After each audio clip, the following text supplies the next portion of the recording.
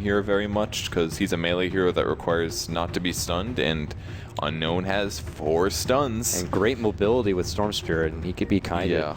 That's it's not a hero Sven can deal with at all. And Storm Spirit, if he wants to, he can spend a lot of mana to just permanently slow Sven using Overcharge. So Sven has to get a BKB. This is the most BKB Sven game I've seen in my entire life.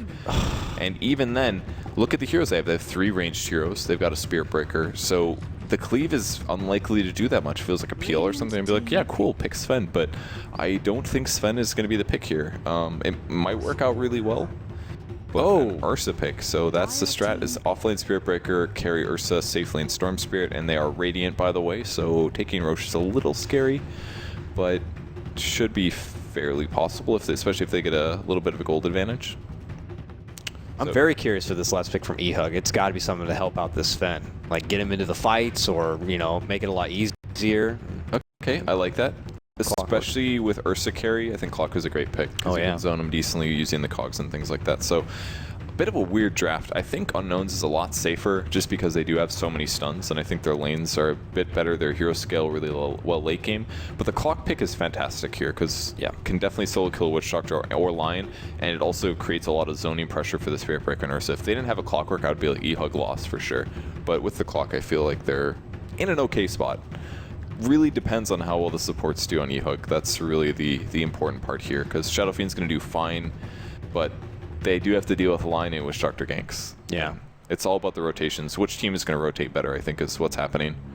That's who's going to win. The theme seems to be that Team Unknown are just very manly. I mean they like to play their Huskar. They're going to go right for the Ursa here. They had the early call for the Storm Spirit. I mean, maybe they're feeling a bit of a stride, a lot of confidence right here, but you know, it's a bit of a scary lineup to be looking at here. eHug, you know, they did last game, that early pick of the Nyx Assassin. Couldn't help but have a bit of a question mark on that one. This one with the Sven now, we'll have to see how it goes for them, but I feel like it's just a lot more pressure on them. You know, still looking to get that win. Might be enough to help boost that morale a bit, but for now, it's just more of a struggle. So, like we saw last game, it looks like now Unknown are going to be putting a lot of priority on this top rune, committing all 5 for it here. Maybe hoping for a fresh and easy first blood, which they certainly do have a respectable amount of lockdown to lead in. Maybe they already have the charge leveled up, followed up with an Earth Spike. Of course, the cast could be there. This could be pretty solid for Unknown. We've got a Witch Doctor taunting. Oh, look at that mask, too. I've actually never seen this set before. Is this new? So confident. Yeah, I don't know. Gift received. You know, he cannot see anything. I don't know. I imagine through that thing. Yeah, he is just... Must be new. I've never seen this one before. He's dancing it up right there on the high ground, though. So they can spot the Shadow Fiend, and they've only... Oh, they've actually got a pretty good level 1, though. I mean, Sven's a pretty good level 1 hero. It's going to cost him a mango to stun, though. They're going to spot the Storm Spirit. Oh, he goes high ground. Here comes the charge. Oh. It's only going to stun Shadow Fiend, though. He gets lifted first, and a little bit of nuke on him. Great stun, Earth Spike by Lion. Justin's in trouble. Great bounce. Bounce twice on the Shadow Fiend. He's getting low. That should be his death. Oh. Shadow Fiend goes down, and they did not get the bounty rune. Double bounty rune to the raiding team, and they got first blood.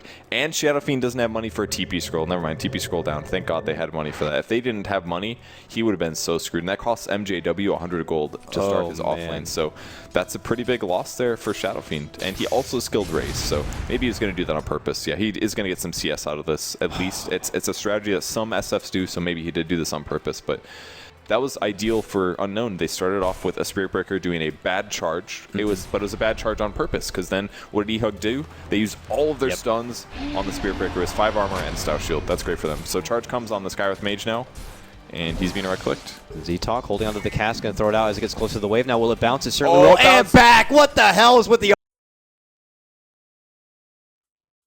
He gets hurt. He's going to have to start ripping into those tangos to get just back into fighting shape, but Team Unknown, man, leading into the game, double runes. Their mid laner gets the first blood. They take down the opposing mid laner. You couldn't really ask for a better start, and they have been reading eHug very well at this point. Uh-oh, back at top lane. Now they're going to make their go onto Greedy. They get the pullback with Telekinesis. He's looking to turn the corner. He's just going to fight his way out from this one, but he will end up going down. eHug get themselves on the board and do manage to even things up with the help of Jaw rotating in on his Rubik. Did cost them a mango on Sven, but they scored the kill, and they've got a lot of clarities as well, so they should be able to be just fine.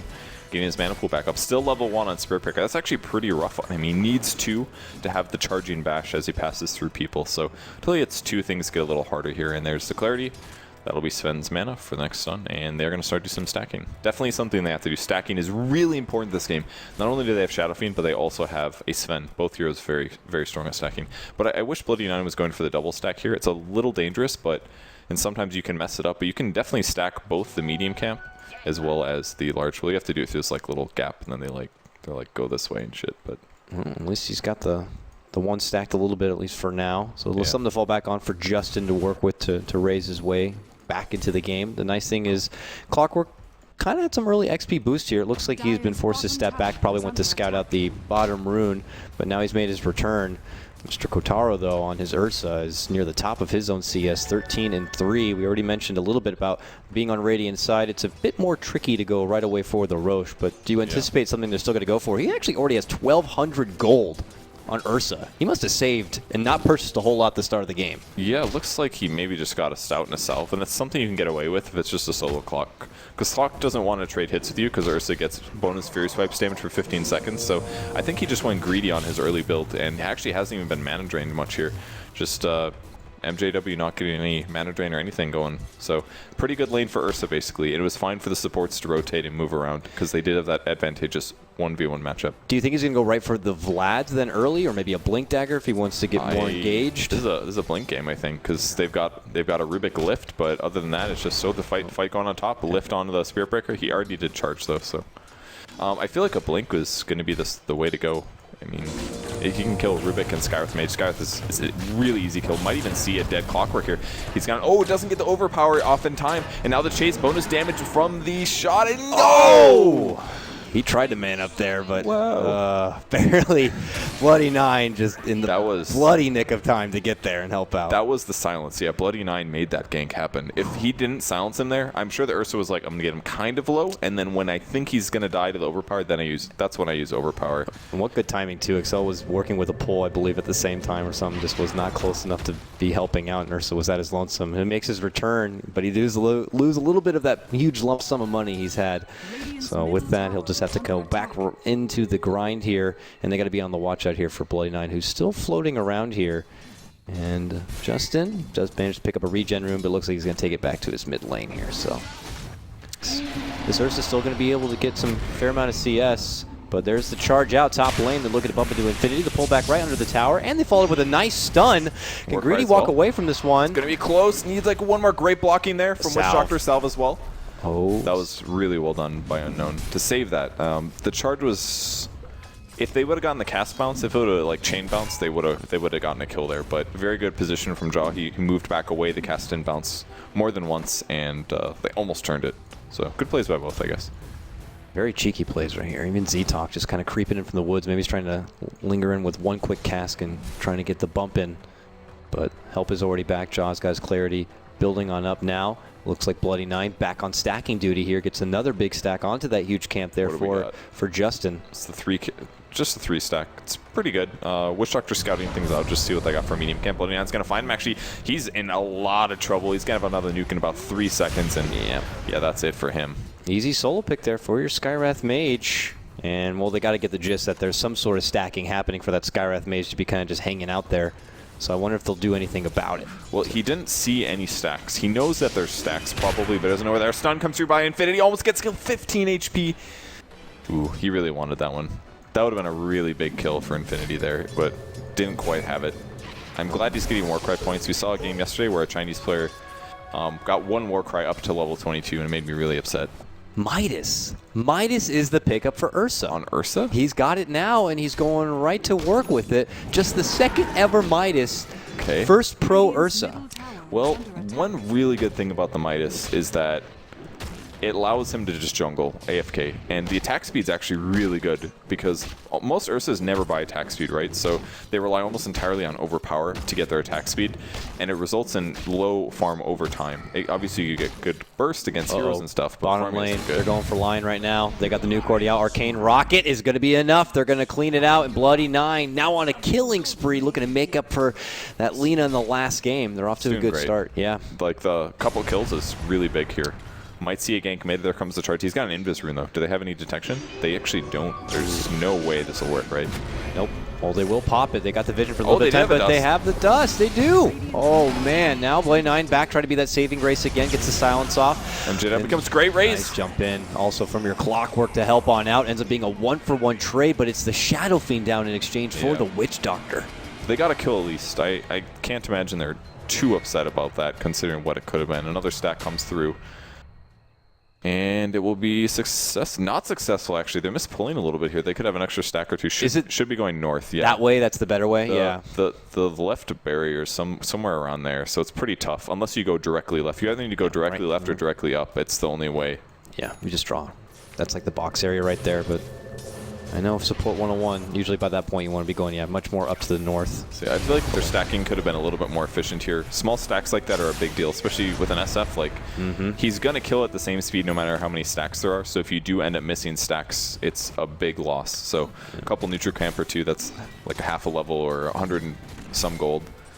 Big deal. Is it looking like this is going to be another game where he just needs to go right forward for that mech, or maybe a stop off for the Yules along the way? Mech's really good idea when you're against an Ursa, since he does do mostly physical damage. So he's TPing the bot lane. Is he flying a smoke out? No, I think he's going back to farming. I think he's actually just AFK farming with the Midas. This seems like something that he's done in his pubs that seem to work out really well, and he's like, let's do it here. You know, kind of the same sense where EG pulled out the jungling Coddle in their matchup against Cloud9. Oh, top lane, they're making it go into greedy. Stormhammer leads it on out, plus they got the Arcane Bolt. Z-Talk looking to help out with the cast, but doesn't quite stop him. They're still charging it. Nice raise snipe, and they might be able to follow up with another here. Infinity, one more second. He's got the secondary stun, doesn't even need it. Gets the chop down kill. Oh, rotation in from Excel. Now he could be the one in trouble. They want this sweet, delicious kill to make it 3 all day. Oh, great stun. The illusion. The illusion, get the last it's faster. Go, go, go.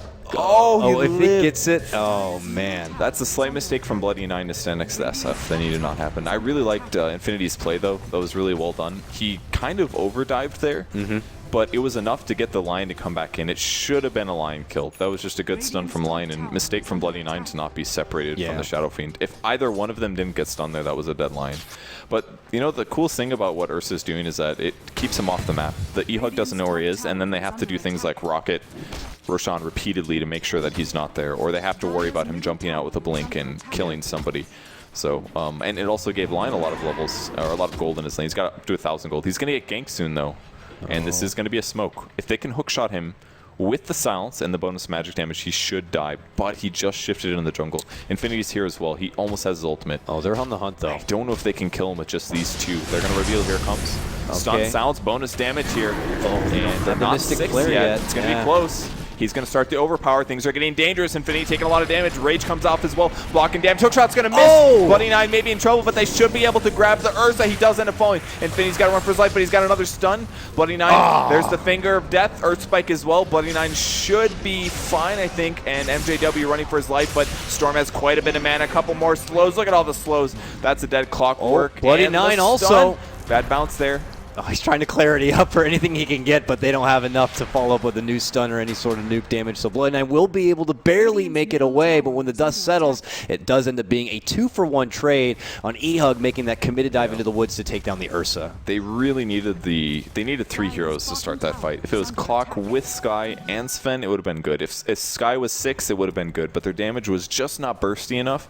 They can't really rely on Sven auto-attacking like 4 times. It's just too dangerous versus an Ursa, so maybe should have waited here at the entrance to the jungle till the creep wave pushed up, and then Clockwork could sneak in. Was the only way they could. They couldn't just run the Clockwork past, so it would have been maybe a little too obvious. So just slightly poor planned gank there, I think. Back we go.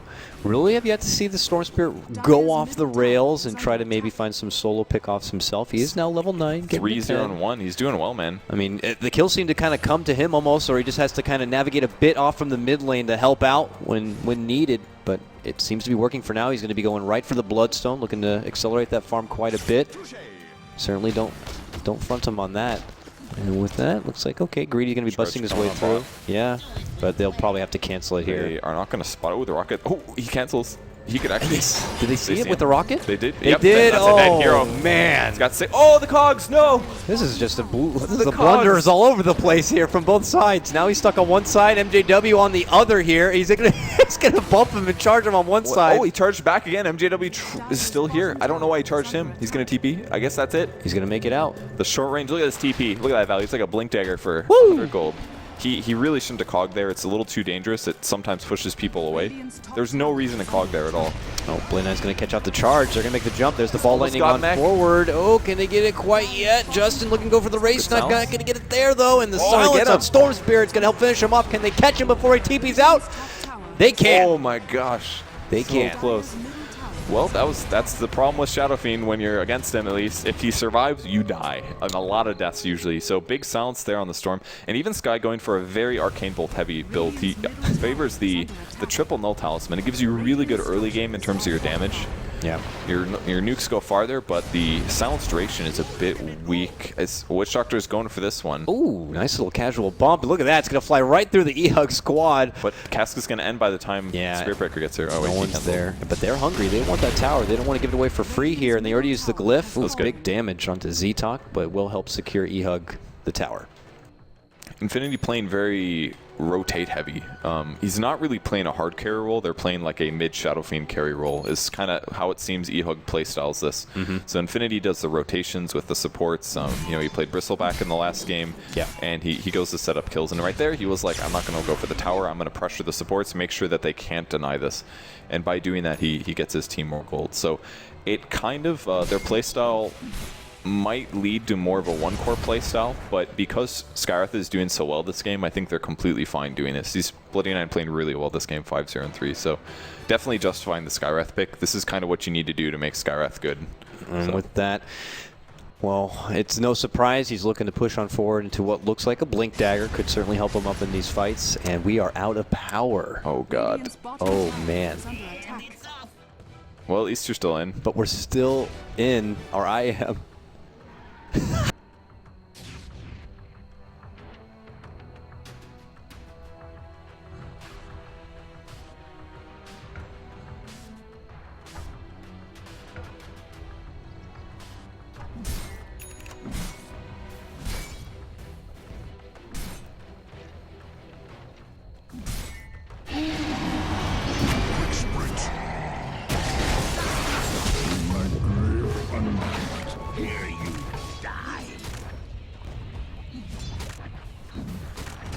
Dire's top tower is under attack.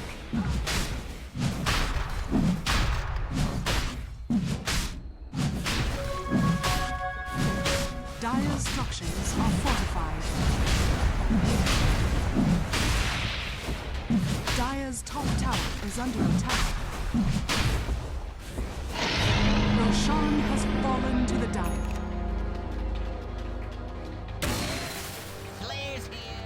Dire's top tower is under attack.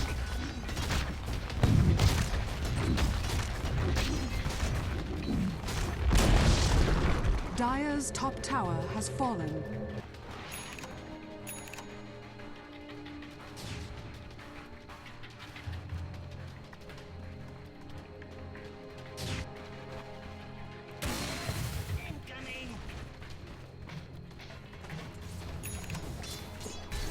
Radiant's middle tower is under attack.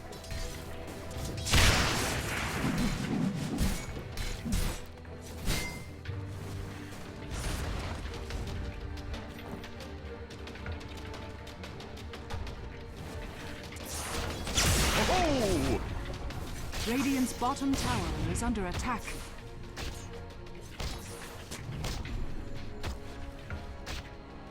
Radiant's structures are fortified. Dire's top tower is under attack. Radiant's bottom tower has fallen. Dire's middle tower is under attack. Unstoppable.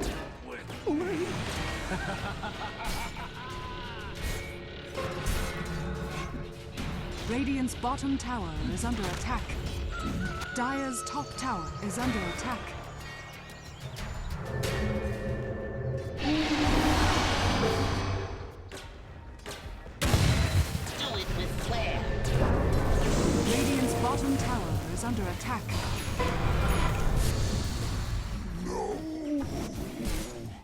Maybe next time.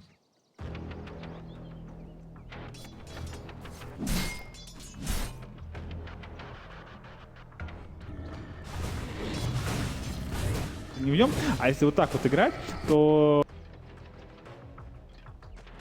Oh, look at it go!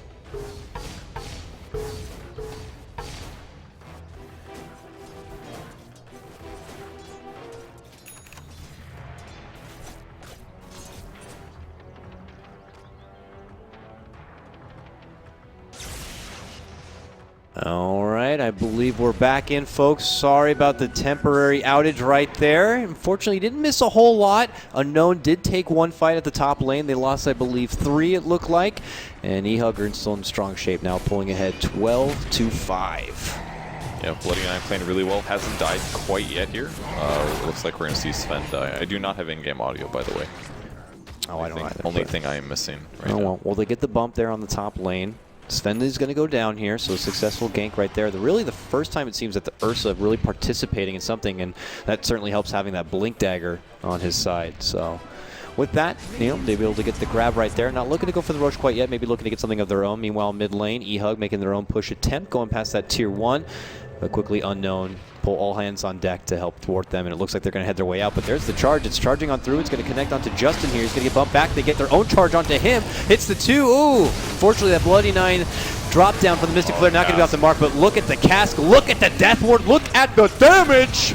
Z-Talk puts in his work. It's going to help out in taking down that first Aegis life, and MJW going to get slashed apart right now with Mr. Kataro moving on in. Requiem on the birth, and unfortunately it's not going to be a whole lot of damage. Tries to go for the snipe onto Mr. Kanoa, but he's going to walk away, and everyone says, we got to go. Unknown are able to leave this fight with a 4-for-1 trade.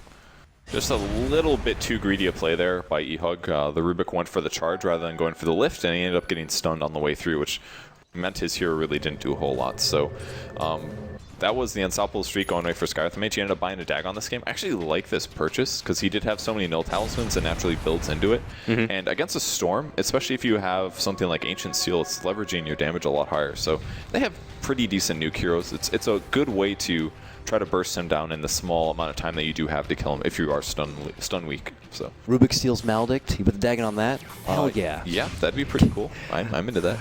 Another charge going top. Okay. It's going to cancel though.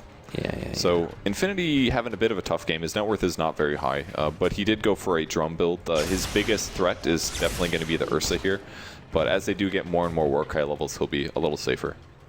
Yeah, I do fear for the way that they're going to be able to dish out all the raw damage from a Sven. I don't know what they really have to lock down aside from a telekinesis maybe in his own little stun to keep him in place. And if they go into a man fight, Ursa's certainly going to get the better deal.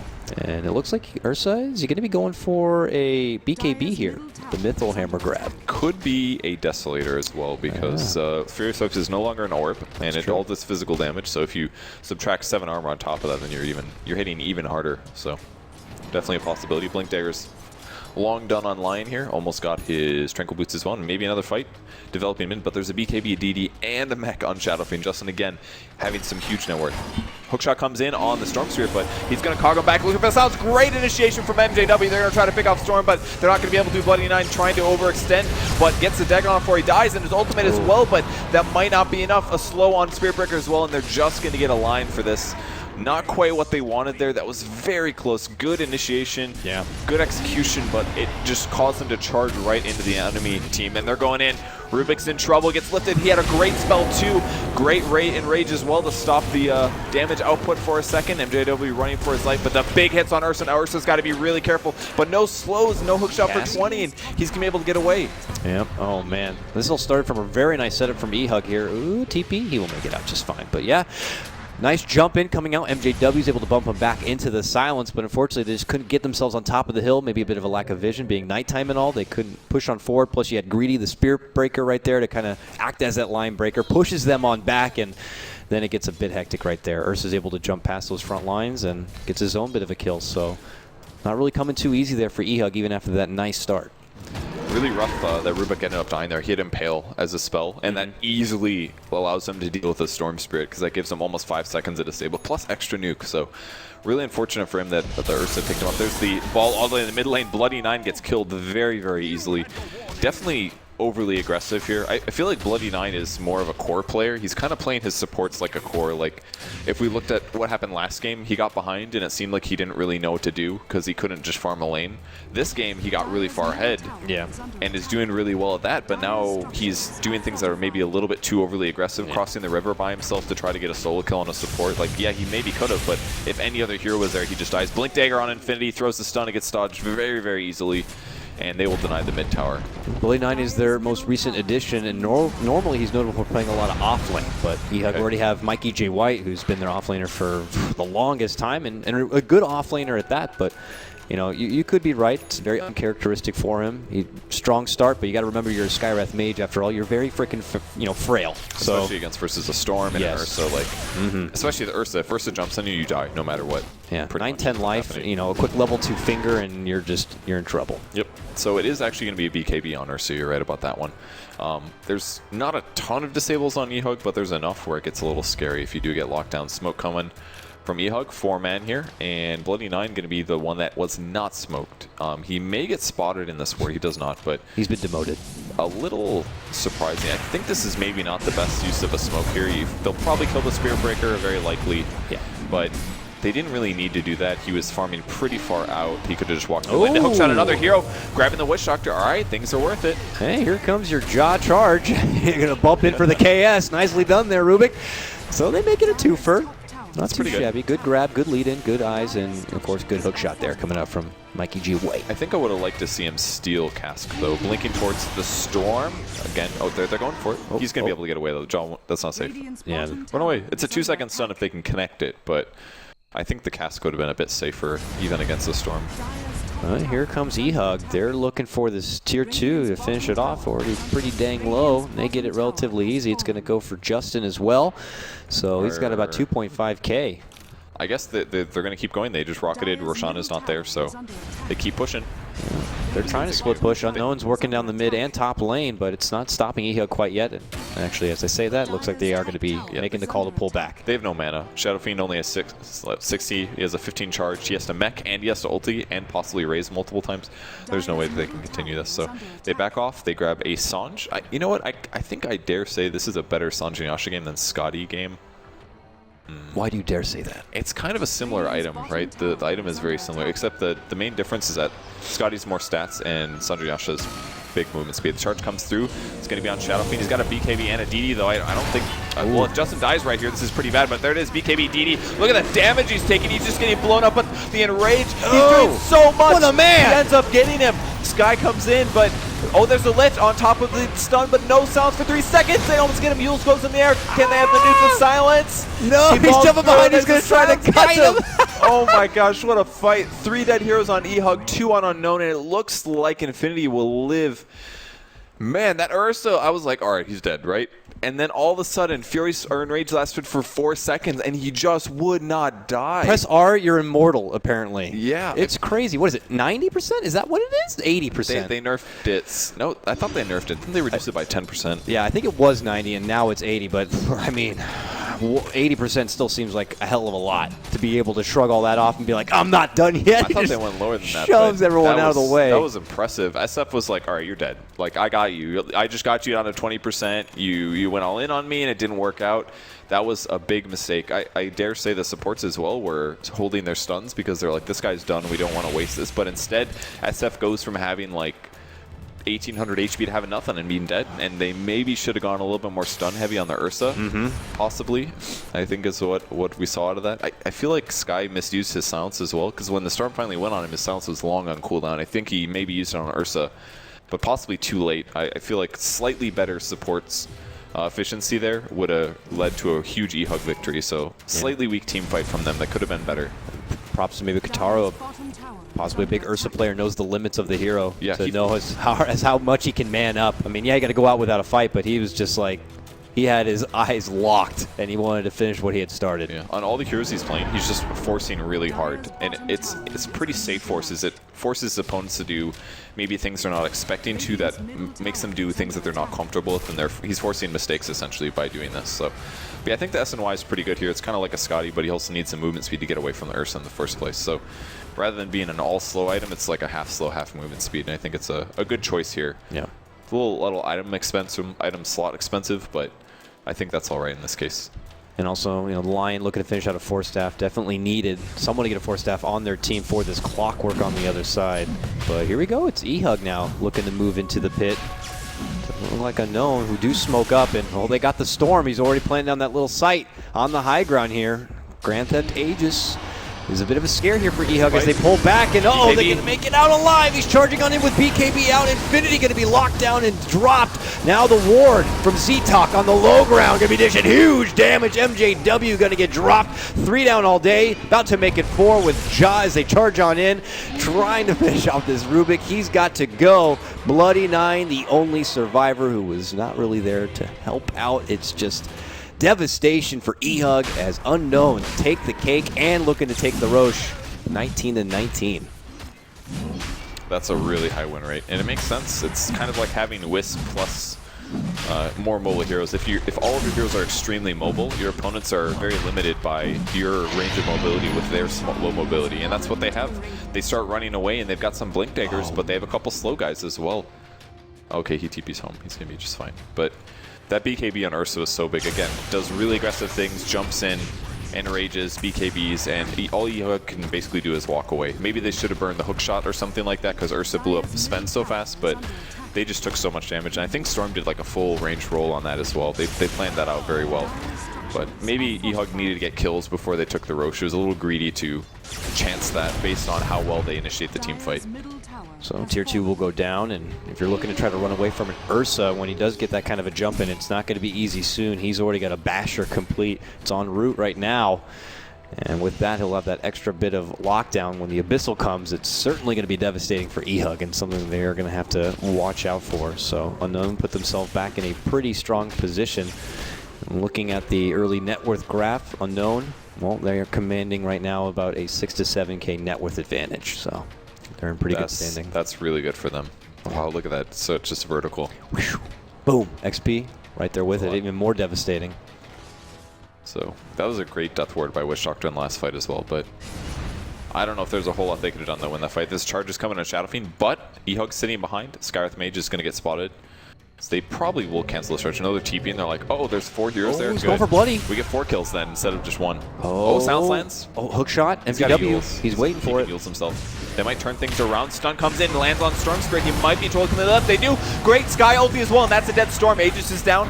They'll be respawning shortly with full mana pool. There's a stun from Lion, maybe a Finger of Death as well. Storm Spirit gets silenced again. Yule's up in the air. That'll remove it. Justin pops BKB though. He doesn't have mana for his ulti. He really wants to ulti here, but he just can't stun. Comes through. Oh no! Get Storm again. Infinity in trouble. Ursa picks him off. BKB. Enrage is down. Great stun on 2 heroes, but the Clockwork Battery Assault going to finish offline most likely, except for Glimmer Cape. Makes him invisible, running away, getting healed up by Witch Doctor as well. The chase is not done. The bash land on the TP. Justin, he just needed 150 mana there, and he could have completely changed that team fight. Instead, Unknown roll over eHug in another fight. They were just so slippery, man. Lion able to get themselves to the low ground with that 4-step, and then there at the end with the Glimmer Cape, just nothing coming easy to eHug, and they were able to prolong that fight enough for Ursa to make that trip from the mid lane all the way up there, and when he showed up, he was just so happy to be able to clean up all of the leftovers, and he takes down 2, helps with that 3rd as well, and now Unknown looking to push ahead and advance that net worth lead even further, and they're going to follow it up with a tier 2, I'd imagine, right here at the top lane. The only thing eHug did really well in that fight, though, was taking out Storm. They did a great job killing Storm Spirit, but because it was just an Aegis, and all of a sudden Ursa shows up, they just don't quite have enough disables to deal with the fact that they're behind. They needed a big gold advantage, I think, or they needed Ja to always have a second stun on hand. I mean, if they had maybe a Lion or something like that instead of a Rubik, I feel like they would have been in an okay place here, but Unknown they drafted so many greedy heroes, or so many diving heroes. They got Spirit Breaker, they got Ursa, and they got Storm. All 3 of those you got to deal with. They're going to get Z-Talk, it looks like here. He does get the self-Glimmer Cape off, but they got him locked in place. Now he's able to be forced out with some assistance, but yeah, he's got nowhere to really go. They should be able to chop him down. It looks like the Voodoo Restoration will be stolen there from Ja at the end. The game plan seemed to be from Unknown to make their way back to the bottom lane, push that out, and go all the way up to that tier 2, but they were lingering about maybe, putting down some of these aggressive wards, giving them a little bit of that vision to see who's kind of rotating around from the eHug side in and out of the jungle, but with that they will lose their little Witch Doctor. So eHug just kind of getting overran. the enemy team runs at them. Maybe they need Clockwork to go in first. A lot of the times we haven't really been seeing it Clockwork initiate. I feel like it's always Unknown going in first. Maybe if you can have Clockwork going first, disable Blink Daggers for Ursa, at least it delays him being able to initiate. Get some cogs down to stop the Spear Breaker as well. I feel like there's ways that they could counteract what Unknown is doing for initiations, but their wards are maybe not the best. I feel like these are very defensive wards. They're not really spotting movement of Unknown very much. I mean, the bot one is obviously for Roshan, but the top one protects their jungles. I feel like their warding is maybe not in the best spots. Like, if you compare it to what Unknown's got, look at their places. They're spotting where eHug is. They can see where their heroes are. They can initiate and farm heroes farming in the jungle, whereas these places are not places where people are standing a lot of time. You're not going to like see them standing around and get to initiate in the river. Nobody stands there, you know? So it's going to spot some rotations and give them some Roche advantage, but in terms of like starting in a team fight, the wards aren't very good for that. Well, they are able to scrape together a gem, it looks like, for eHug here. Bloody9 might be picking it up. He's the one that did purchase it here, but they'll need to be able to get it out. But yeah, they're moving in. Infinity, though, gets himself back into the baseline. But eHug, if they want to be able to reclaim some of this jungle to farm and some of this lane aggression, they're going to need to get that gem out there and deward this bit of aggression. But already, here comes Team Unknown from the south side, looking to knock on this tier 2. And okay, they could get a quick and easy pick here. It looks like they will. Good quick grab, good spot. That was the gem pickup. That helped a lot, actually. It grabs the line behind the tower. They should be able to get this observer board in a second once they retain control of outside, but they've got to be a little careful. Almost a stun. BKB gets used, needs a Warcry, gets a Warcry off, but he's still taking so much damage. Force Step, Storm Spear comes through, Shiva's on everybody, and the AoE damage is just coming out. And again, eHug running for their life. Still no hookshot from MJW. Triple kill for Kataro already. Make it possibly an Ultra here if he's able to slash down Jaw. No, but still a slaughter nonetheless, making a 5-man wipe, and there's the Ultra from Kataro, the Beast Man, able to just clear out. No mercy. He just jumped on Sven and made him look like a little scared baby. In the past, like pre-Enrage change, I feel like Ursa would have been good there, but not amazing. But with the new Enrage change, that was amazing. That was through Warcry. He had 20 extra armor during that, and he still got blown up. Obviously, his net worth is much less than what Ursa is dealing with, but that was impressive. And again, same situation happens. Unknown runs over eHug. They don't counter-initiate. I feel like we really need to see MJW initiate to at least stop the charge coming or something. I don't know. But they can't stop Stormsphere from going in, that's for sure. He just Shivas and balls in.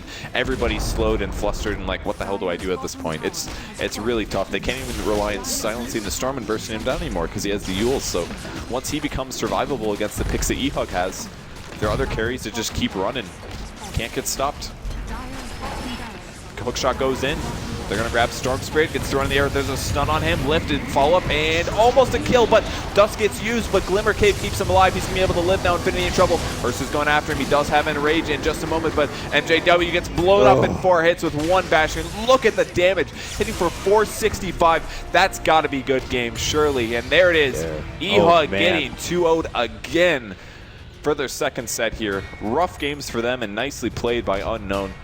They just really good picks. They played really aggressive. They forced errors from their opponents. And even when they were behind sometimes, they just continued to take fights and get slightly more advantageous trades than eHug did. Just aggressive, man. Really it felt like, yeah, even if like they were being taken advantage. The start of this game looked very good for eHug, but that didn't seem to phase them at all. They're just like, nope, we're not stopping. We're going ruthless here. Their Ursa pick seems a bit questionable. Then he leads into a Midas, and this is something we've never seen, but he's persistent. He goes through his farm.